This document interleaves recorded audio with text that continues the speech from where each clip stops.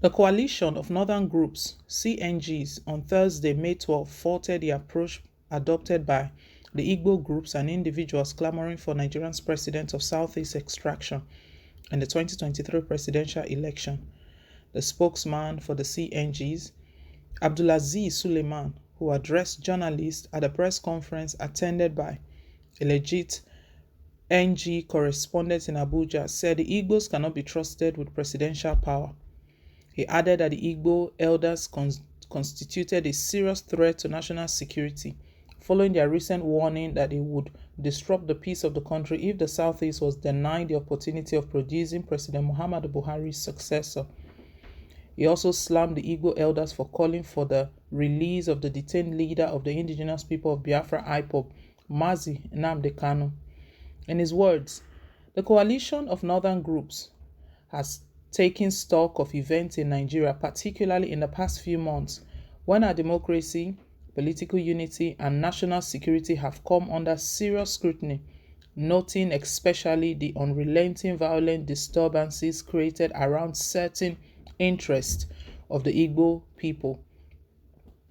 This is confirmed by the utterances and actions of such Igbo leaders as the former governor of Anambra State and chairman of the Igbo Elders Consultative Forum, Chukwuemeka Eziefe, when he threatened the continued existence of Nigeria during a condolence visit paid to him by Igbo leaders of thought and traditional rulers on April 5, 2022. Similarly, groups of Igbo leaders and elders have engaged in desperate covert and overt efforts to secure the unconditional release of Nnamdi Kanu, leader of the indigenous people of Biafra IPOB terror group standing trial for crimes against the state. As if this were not enough, the same group of Igbo elders again recklessly issued a national security threat on May 4, 2022, that any attempt to elude the zone of the presidency in 2023 may rupture the existence of Nigeria as a corporate entity, as well as aggravate crisis, conflict, separatist demands, and others. The CNG observes that the perpetrators of this senseless violence are relentless, pursuing the agenda of destruction and collective mayhem, fervently hoping it will engulf the entire country and bring about another civil war and mass killing. This has deepened the fears that the Igbo cannot and should never be trusted with presidential power, and rendered their renewed desperation for the Igbo presidency suspect. Meanwhile, the leadership of IPOB has reiterated that it has no plan to attack northerners or non-Biafrans in Igbo land.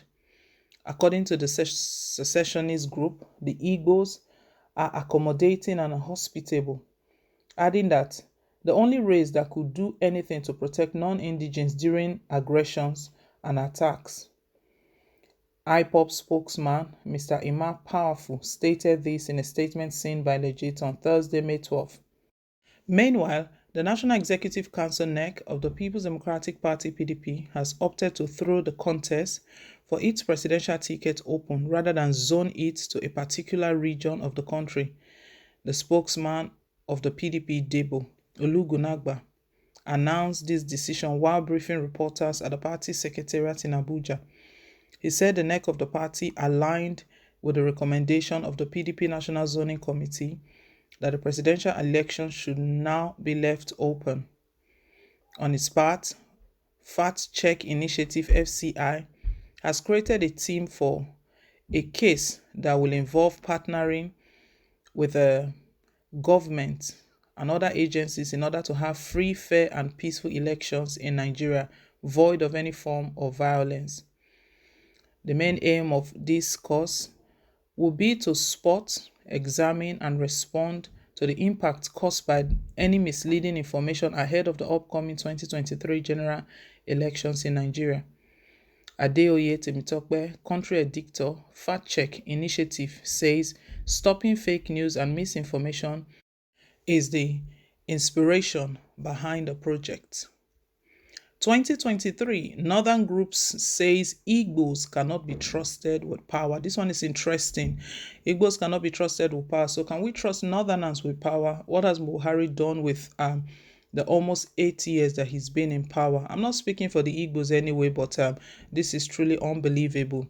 We know there's been agitations in the East for some time. How many times have President Muhammad Buhari called a roundtable talk to settle those issues and the concerns that Igbos are having?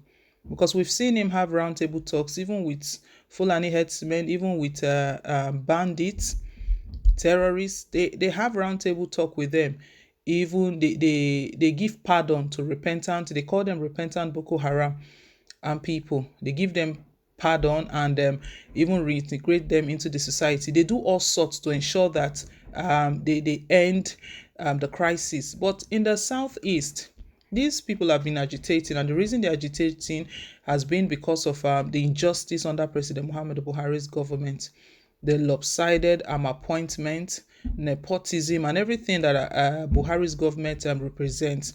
That is the reason they're agitating, and also calling for the release of their leader, Mazi Nnamdi Kanu. Nnamdi Kanu was, we know how he was repatriated back to the country. He was extradited back to the country from Kenya. Unlawful extradition, we know all of that. Even Kenyan authority, they are trying to wash their hands out of it. But we know that due process was not followed at all. And how they've tried to come up with amended amended charges here and there, back and forth, all in a bid to weary him out. It's just oppression to just weary him out, to see that he gives up on his pursuit. But we've seen that it's going a year, almost a year, that Nnamdi Kanu was arrested. But ever since his incarceration, he's remained strong, very positive. Anytime he's speaking to his supporters and his people, he always gives them words of strength, that they should keep praying for him. The struggle goes on. And also, the southern part of the country, they've been making demands that 2023 presidency has to go to the south.